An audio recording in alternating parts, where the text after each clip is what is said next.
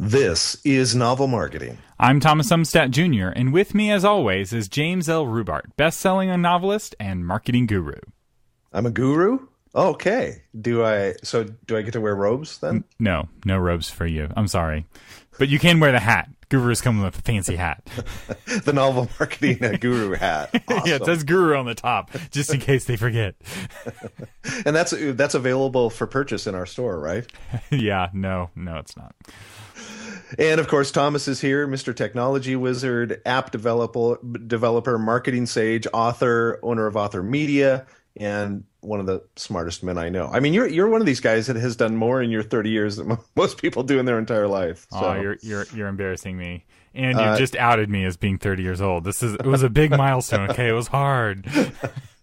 But you broke through, you pushed through, you made it. Well, you don't have any choice. You just get older. Oh, I see. I mean, you can't stop it. It just happens to you. All right. Well, today we have our Q&A extravaganza. This is episode 80, and as we do every 10 episodes, we gather together all of these small questions that aren't worth their own episode, or there's not enough of an answer. We don't know enough to answer a whole episode's worth, and we bundle them together. So if you don't like the topic, just wait, because it will change.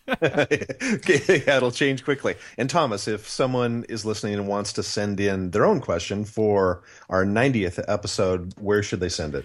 Go to novelmarketing.com. It's very hard to remember. It's the name of the podcast. And then you put the little period and then the com and push the ask a question button. And we get a lot of questions from a lot of folks. In fact, our first question comes from runescapegold.com. Wait a minute. No, we also get some spam on that form. I love that name, runescapegold.com. Yeah, somebody should buy that domain and sell RuneScape Gold. I don't think that's a thing anymore. Okay, moving on. Our first question comes from Dave Smale, and he asks, I know it's never a good idea to get a friend or a friend of a friend of a friend with an English lit degree to be your editor. Does the same hold true for beta readers? If so, how do you find dependable beta readers?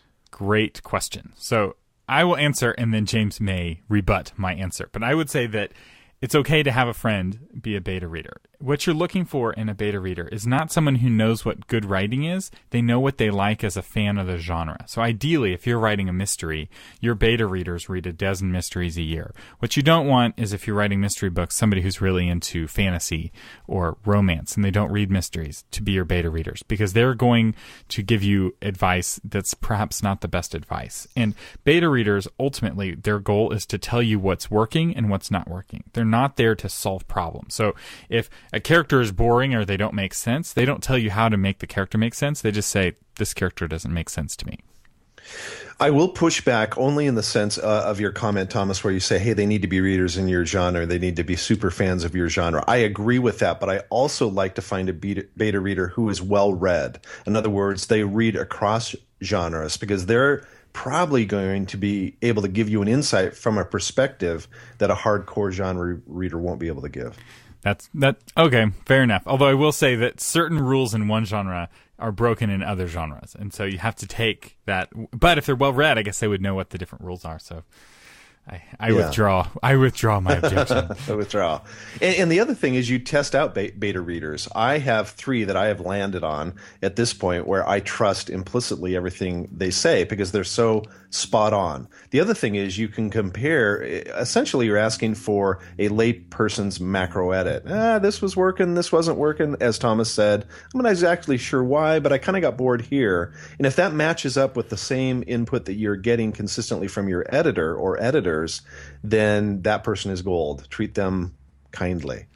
I will say, for my beta readers for Courtship in Crisis, I didn't pick only people that agreed with me. I picked people who were kind, but I had a few folks who had a very different perspective, and their objections were put right there in the book. And it was great feedback for me to make modifications in the editing process to better explain myself, to try to head those objections off at the pass, so to speak.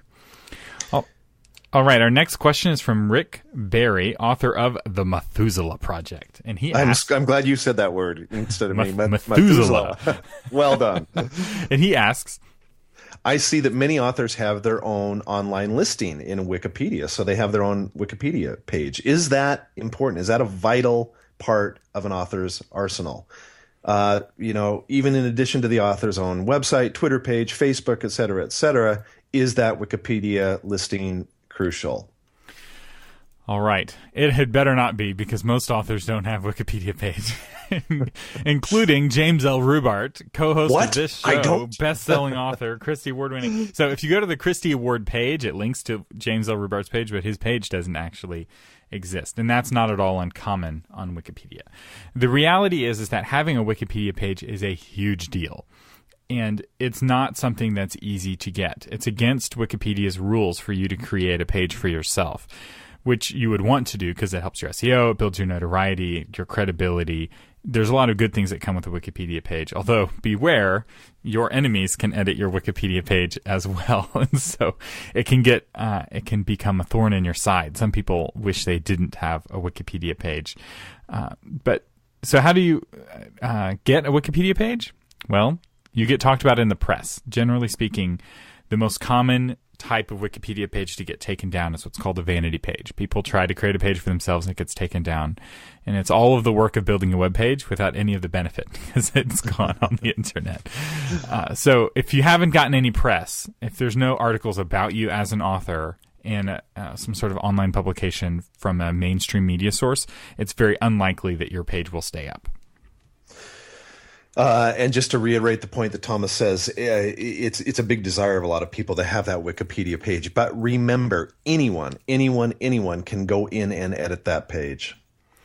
So it can be fun, but it can also be risky. But it does make you look like a big deal. One of our authors at Enclave Publishing was Kathy Tyers, and in her past life she wrote Star Wars books, and anything related to Star Wars will get you on Wikipedia. So that's the other hack. If you touch a Star Wars film or game in any way, you're Wikipedia material.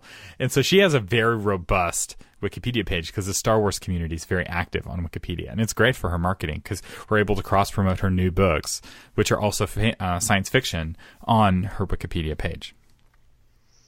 So, Thomas, can we jump back to our for a second here to our buddy RunescapeGold.com? He actually did ask a question that I love. I love this question. So, the question that he asks or she asks is, "Do I have the guts to quit my job?"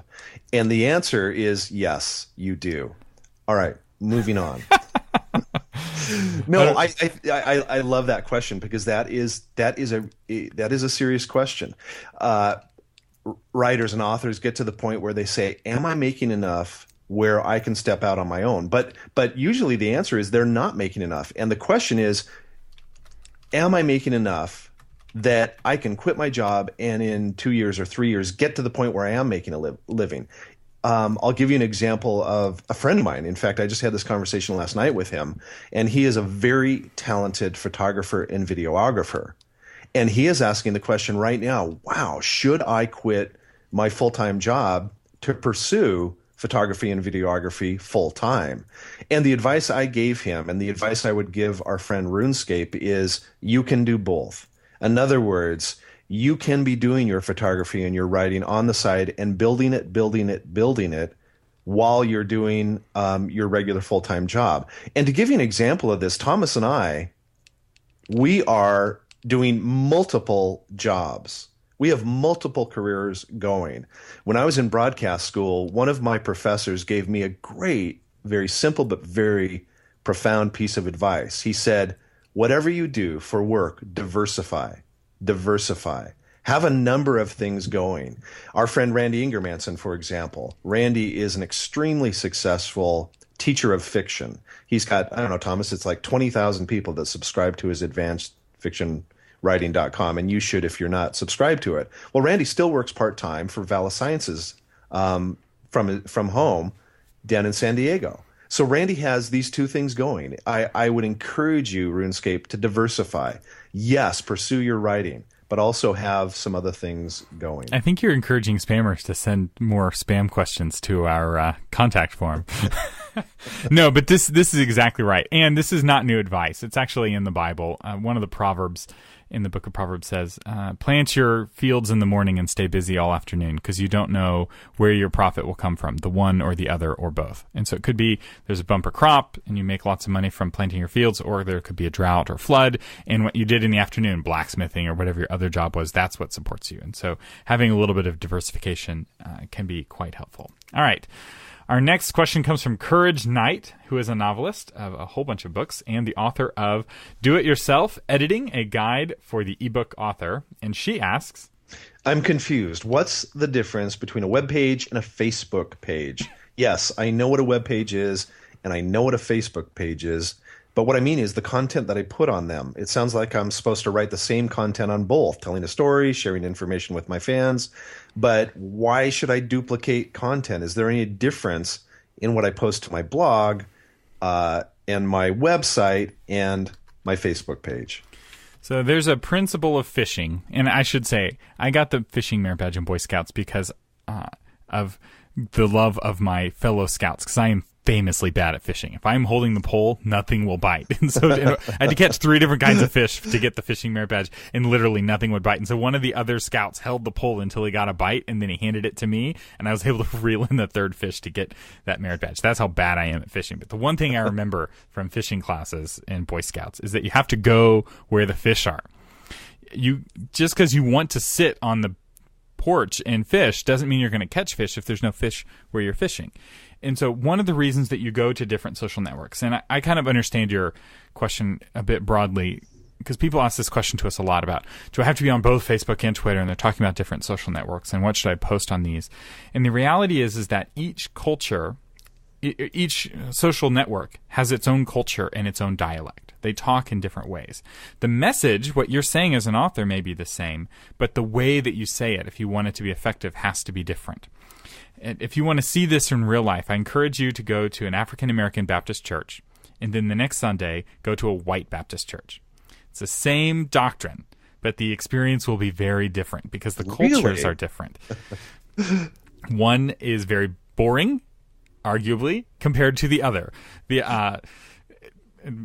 And there are many other differences. It's just a different culture, right? And so social networks are that same way. And you have to spend time in the social network listening and understanding and appreciating that culture. Because the reality is that one is not boring. You go to one of those, if that's your culture, that's very meaningful to you because it's what you grew up with and it's what you appreciate. And you may be very uncomfortable in the other one because that's not what you're used to. So when it comes to Facebook, that's where the fish are. People spend their time on Facebook, especially if you're targeting, and I know most authors are targeting women between 35 and 55. And that's the biggest demographic on Facebook. And that's where they're hanging out. The downside with only being on Facebook, because there's every few years people are like, I don't need a website, I can just be on Facebook. And I'm like, don't do it. It's a trap. Because you don't own anything on Facebook. And Facebook is a capricious master. And it will turn off your access to your fans, or it can, and it does very frequently. And what works on Facebook is very different. So blogs, you talk about your website, posting text on a website or a blog, it's very text-centric, it's longer form. Whereas Facebook, what works best on Facebook is video, and then images, and then everything else. So if you really want to do Facebook well, you need to be making videos. Right now that the algorithm will change, maybe in 6 months, video is not quite so big, but right now video is huge. And think about it in terms of your own use of Facebook. Just test yourself. You probably scroll down when you see a meme or when you see a video. You probably stop and at least give it a glance. But how many times have you scrolled right by just text that's going on? I do it all the time. So one of the images that helps people in regard to different social networks, as Thomas said, the culture is very different on each one. Think of each one of them as a party, right? Social media, it's a party. Well, you're going to dress differently at a bonfire on the beach than you are at a 1,000-plate dinner fundraiser, and there's going to be different ways you act. You're going to act differently at each one of those parties. Even if it's the exact same people. So imagine a fraternity, and they have the bonfire party, and then they have the 7-course meal. It's the exact same folks, but they're wearing different clothes, and they have a totally different set of social norms because of the setting. That's exactly right. So at the bonfire, you just happen to have your guitar there and you break it out and you sing a Jack Johnson song, right? People love that. But you do that at the formal That's like the most dinner? stereotypical beach bonfire song to play. Jack Johnson. I love Jack Johnson. But so think of it in those terms. I think that'll help. So I hope that helps. We can talk more about this. If y'all want to talk more about the differences of social networks, let us know. We can do a whole episode on that and kind of talk about culturally how each network is different and how best to adapt your message for that network. But this is the extravaganza, so we're going to move on. The next question is from Brennan McPherson, who has a book out called Cain. And I'm actually just starting to read that book, and I'm pretty excited to dive into it. So I'll let you know how that turns out. But right. Brennan's question is, greetings, guys. Fantastic podcast. Well, you're a fantastic Brennan. Such great content. Thanks for all your hard work and sharing your expertise freely with us newbies. So here's Brennan's question. What are the most important ingredients that go into helping any PR, public relations opportunity, successfully sell books? Brennan's talking to his publisher right now, and they've gotten their authors on Good Morning America, Fox News, et cetera, et cetera, et cetera, yet sold fewer than 500 copies that week. Wow, that's terrible, Brennan says. Agree. So Brennan's question is, when you have excess of 1 million people watching and yet you only sell 500 books, what is that author doing wrong? I know. So pick me. Yeah. We have not yet pulled a PR person onto this show, and it is not for lack of trying. But we're very picky, James and I, on which PR people we want to work with, because a lot of PR people make a mistake of just booking the show, and they don't do the most important aspect, which is training the author to be good on the media. That's right. So the most classic mistake is that you don't mention the name of your book. You use the phrase "my book" instead of talking about, well, as I was working on Courtship in Crisis, which is the title of my personal book, that simple change can make a huge difference. I heard a story from one PR person, and they spent all this time getting their author on, I think it was Good Morning America, one of the shows. I think one of the shows you mentioned. And the author never once mentioned the title of the book. And the host never mentioned it. And they did all of this work, and no one knew what this person was an author of. It was a total failure. And that's just one of dozens of things you need to learn, and going through practice questions or need to be entertaining. Because if you do a good job on media interviews will turn into additional media interviews. And another thing to keep in mind, let me just riff on what Thomas just said. That is, it's such a big component, is you need to be entertaining. You need to be provocative. You need to be encouraging. You need to do something that makes the person go, oh my gosh, I need to know more. Remember the breadcrumb thing? We're doling out these little breadcrumbs. The breadcrumbs when it was in our bio episode. So now you got to go back and episode listen to 79. That. Thank you, Thomas. But the point is that you need to have that viewer or that listener, say if you're on radio, go, oh my gosh, I have got to find out more about this. So if you can say, absolutely, you read my book and you're instantly going to lose those 30 pounds you wanted to lose. And let me prove it to you. Let me give you some authority on how that can happen. You're going to be intrigued to go look at that book. So you really have to give them a reason to go deeper, not just go, oh, I enjoyed hearing from that person, but that was great, but I have no motive. In other words, an interview is a sales it's a sales experience. You are marketing yourself. You're marketing the benefit of reading that book. I will say, one of my jobs, I'm a guest host for a local talk radio station. So I have a kind of floating talk radio show that's at different times. And I've learned never to promise an author more than one segment of the show, because sometimes authors are incredibly boring when I'm interviewing them. And it's just like, I can't wait to get this person off because they're killing the ratings. And as a show host, and so you kind of have to put yourself in the other person's shoes, they don't care about you. They don't care about your book. And if they're really good, they don't care about themselves either. They only care about one thing, their viewers or their listeners, and they measure that in ratings. And so if you're good for ratings, they will get you on more often. Why is Trump doing so well? Because he's good for ratings. Anyone who talks about Trump, their ratings goes up. And so the news cycle for the last 6 months has been about Trump at any opportunity. I was watching the Tonight Show or the Late Show, and Jimmy Fallon wanted to bring Cruz on, but Cruz is not good for ratings. And so what did Jimmy Fallon do? Jimmy Fallon dressed up like Trump, put on a Trump wig, and pretended to be Trump to interview Cruz because Trump was good for ratings. Now, I know this is not a political show, but I did not vote for Trump and will not vote for Trump on any circumstances. But I do understand that he's good for ratings. He has that media training that makes him good for TV. And if you want to be good for TV and make this work, you need to learn that skill and not just get booked on the show. Exactly, Thomas. Exactly. I do a lot of interviews, and one question that comes up often is how do you come up with these unique stories? Your stories are so unique and different. How do you come up with them? Now, it would be real easy to answer that question by going into the depth of my process and where I come up with, but that's boring. And so oftentimes I'll just say, too many comic books as a kid. Boom, it's out there. The hosts laugh, and we're on to the next thing. Remember, in an interview, you are the entertainer. Yes, this is not a training session. This is an entertainment session. Okay, we are running late. We have one more question we want to get to. This is from Holly Holiday with Holiday House Publishing. I hope I said that right. And she says, I'm a big fan of the Novel Marketing Podcast, though I haven't caught every episode. Holly, what's going on? Actually, let me interrupt real quick. There may come a time when we won't have all of the backlog episodes available for free. And so you have been warned, our dear listeners who are listening deep into the Q&A episode. We love you. And so we are telling you, if you want to listen to the backlog of episodes, now is the time to do it because it may not be possible in the future. So Holly says, I have a small press, 8 titles available, 7 more coming out this year. Holly, way to go. That's awesome. And I was wondering if you have any advice on marketing the brand of an independent publisher with a variety of authors who write in different genres.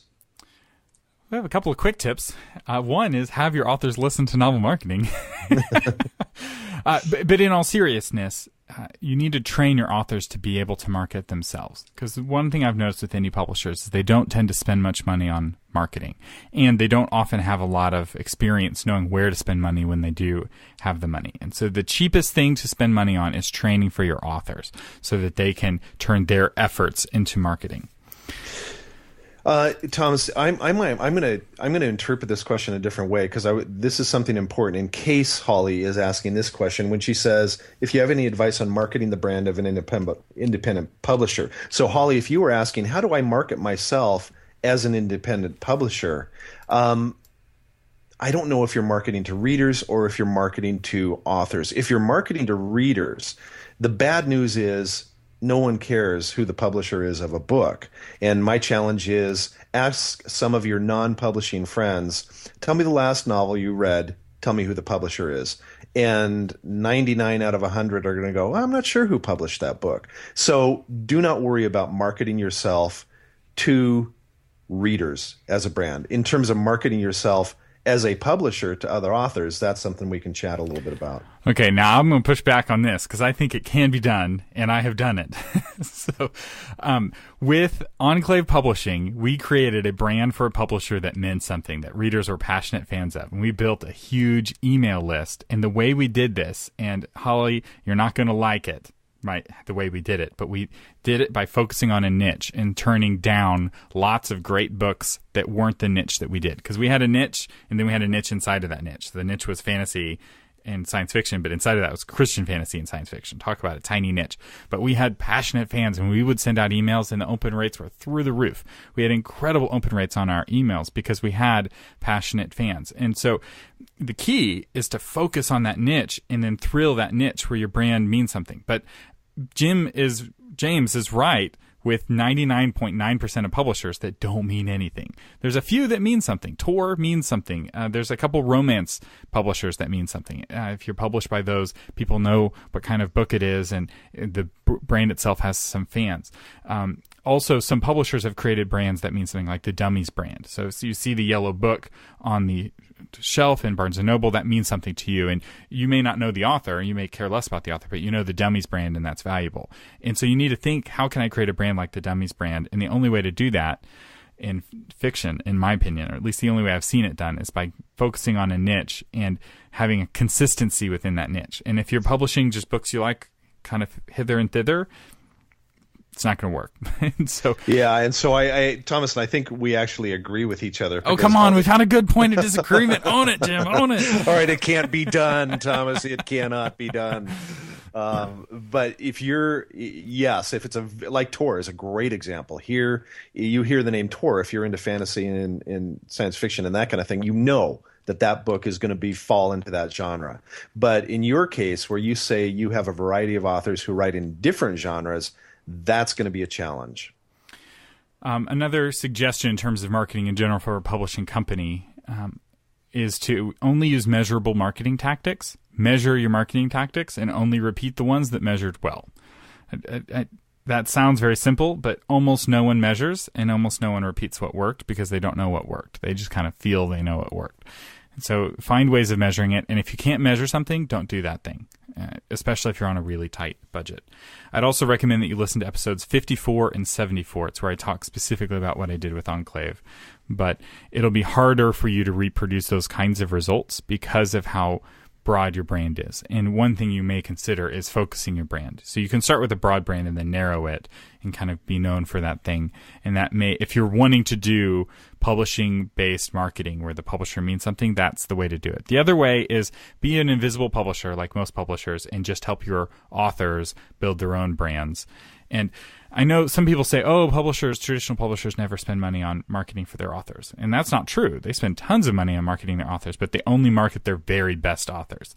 Because you spend $10 marketing your number one author, that may come back in $30 worth of sales. Whereas you spend $10 marketing your worst author, that may come back in $2 worth of sales. And so you only want to invest in the very best authors in your stable.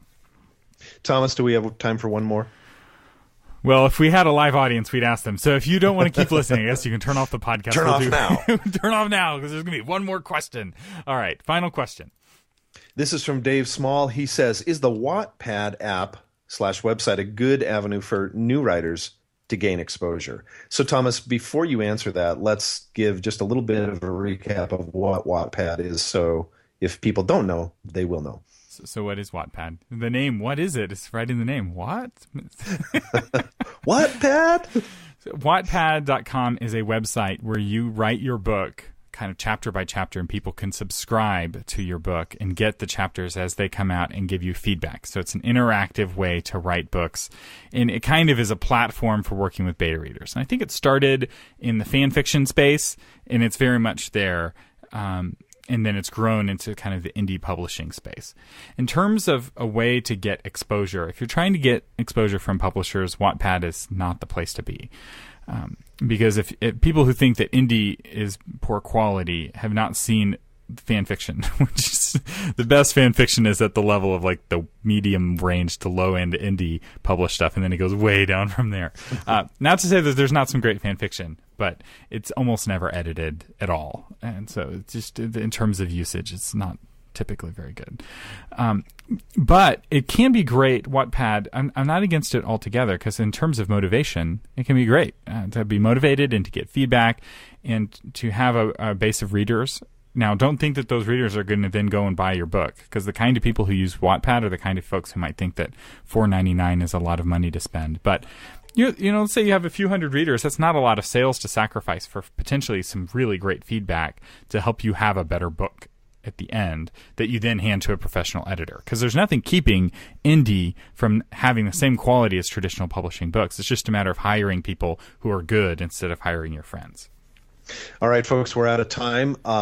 This episode of the Novel Marketing Podcast is brought to you by an easy way to make money, better known as My Book Table. So if you have a WordPress website, you can get this plugin and start making money instantly. You make the money because of the affiliate link. Simply put, somebody clicks on your My Book Table link, then they go to Amazon or Barnes & Noble, wherever, and whatever they buy, you get a cut of the sale. So if they buy your book and then they buy a big screen TV, you get a percentage of all of it. Really nice. And you can get 10% off My Book Table with the coupon code Novel Marketing. So I suggest you head for mybooktable.com. You've been listening to James L. Rubart and Thomas Umstattd Jr. on our episode 80 listener question extravaganza We thought about getting sound effects, but we were like, we could be our own sound effects. Why do we need to pay for sound effects? So on the Novel Marketing Podcast, giving you novel ideas on how to promote yourself and your writing offline, online, and everywhere in between.